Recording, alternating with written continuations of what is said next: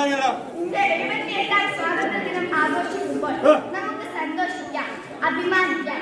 India രാജ്യമാണ്. എല്ലാ ഇന്ത്യക്കാരും എന്റെ സഹോദരി സഹോദരന്മാർ നമുക്ക് ഹൃദയത്തിലേക്ക് പറയാൻ കഴിയണം. അങ്ങനെ ലോകത്തിലെ ഏറ്റവും വലിയ ജനാധിപത്യ ശക്തിയായി ഇന്ത്യയെ വളർത്തിയ ദിനം കൂടിയാണ് ഓഗസ്റ്റ് 15.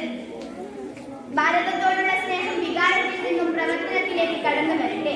നമുക്ക് ഒത്തൊരുമിച്ച് രാജ്യത്തിന്റെ വളർച്ചയ്ക്കായി ചുവടുവെക്കാം. നേടിയ നേട്ടങ്ങൾ തുടരട്ടെ, പതിന്മടങ്ങാൻ. ഭാരതം ചൈത്രയാക്കി തുടരട്ടെ. ജാതിമത വർണ്ണ ചിന്തകൾക്ക് അതീതമായി പരസ്പരം സ്നേഹിക്കുന്ന സഹായിക്കുന്ന ഭാരതത്തെ നമുക്ക് പരിശ്രമിക്കാം എന്ന ആഹ്വാനത്തോടെ നിർത്തുന്നു. നന്ദി, നമസ്കാരം.